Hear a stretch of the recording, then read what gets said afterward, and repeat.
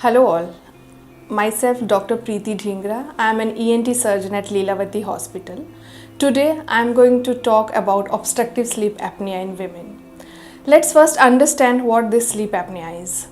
Sleep apnea is a serious breathing disorder where when a person sleeps gets interrupted breathing or shallow breathing because of some kind of obstruction in the upper airway along with the snoring. So why this happens? Why this obstruction is happening? So when person sleeps, your body relaxes. So along with the body, whole muscles also relax. Along with the muscles of your mouth, muscle of your tongue, muscle of your soft palate and pharynx. So these muscles collapse and they give some kind of obstruction to the upper airway. So the air which you are breathing through nose, it's not going down. So that's why you are getting cessation of breathing, that your breathing is stopping in between, which in medical language is called as apneas. So these apneas may last for few seconds to few minutes also, which is very dangerous for your health. And this can happen many number of times when you are sleeping. Globally, if you see, there are about 1 billion people who are suffering with some kind of obstructive sleep apnea. And earlier we used to say that it's a men's disease only, but now over a period of time we have seen change in the trend. Now even women are also suffering from the same disease. So it's not that only if you are snoring loudly, if you are obese, then only you have obstructive sleep apnea. Any women with symptoms like insomnia, not getting restful sleep, anxiety, depression, early morning headaches, these are the symptoms which can give you clue that you might be suffering from some kind of obstructive sleep apnea. So today why we are talking about OSA, which is obstructive sleep apnea in women, because of two important things. First, the clinical presentation which we normally see in men is different from which we are getting in women. Another thing, this is one of the most underdiagnosed or misdiagnosed condition. So if you have these symptoms, then also you can get what is known as obstructive sleep apnea. So now I'm going to tell you what are the risk factors which are involved in OSA. Any women in the middle age going towards menopause, they are at higher risk of getting obstructive sleep apnea. Or if you are taking alcohol, or there is too much of smoking and sedentary lifestyle, these are the risk factors which can make you prone to the obstructive sleep apnea.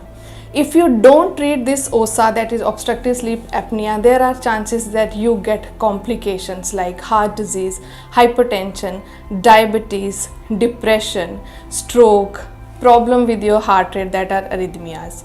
So timely treatment and diagnosis of OSA is very important. So how to diagnose this condition?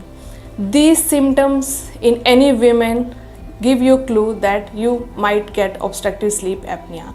And to diagnose this condition, there is a test which is known as sleep study, which will confirm your diagnosis that you are suffering from obstructive sleep apnea.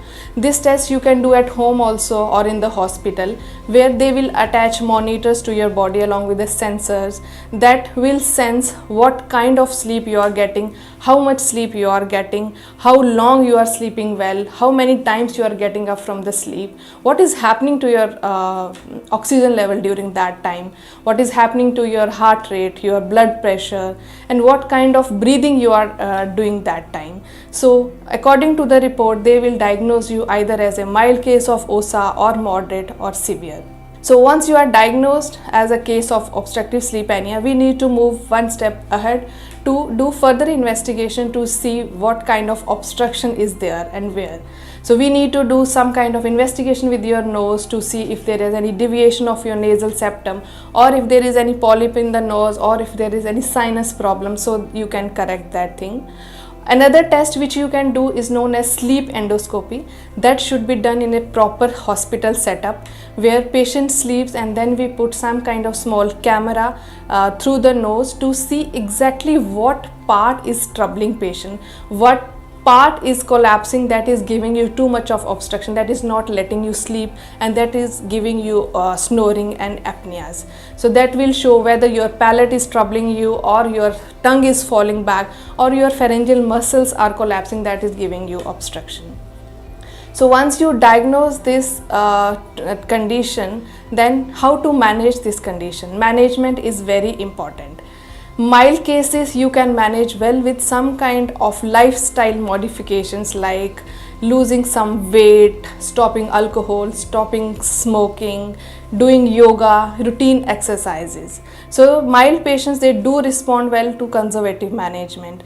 If you are not responding to a lifestyle modification, then we have to move one step ahead, or we have to sometimes give patient what is known as CPAP machine. CPAP machine is a continuous positive airway pressure.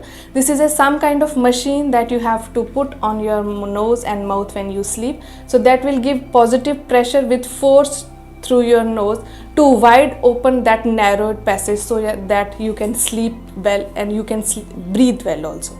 But some patients, they do feel uncomfortable putting mask on the face while breathing. So for these kind of patients, and if they are suffering from severe sleep apnea, then we have surgical options available for these patients, where you can find out what part, what exactly area is troubling you. So there are procedures where we can widen those narrowed passage to give some space for the good breathing and space. So this is all about obstructive sleep apnea in women. So because women has to go through a lot, so you need to sleep well to have good sense of health. Thank you so much.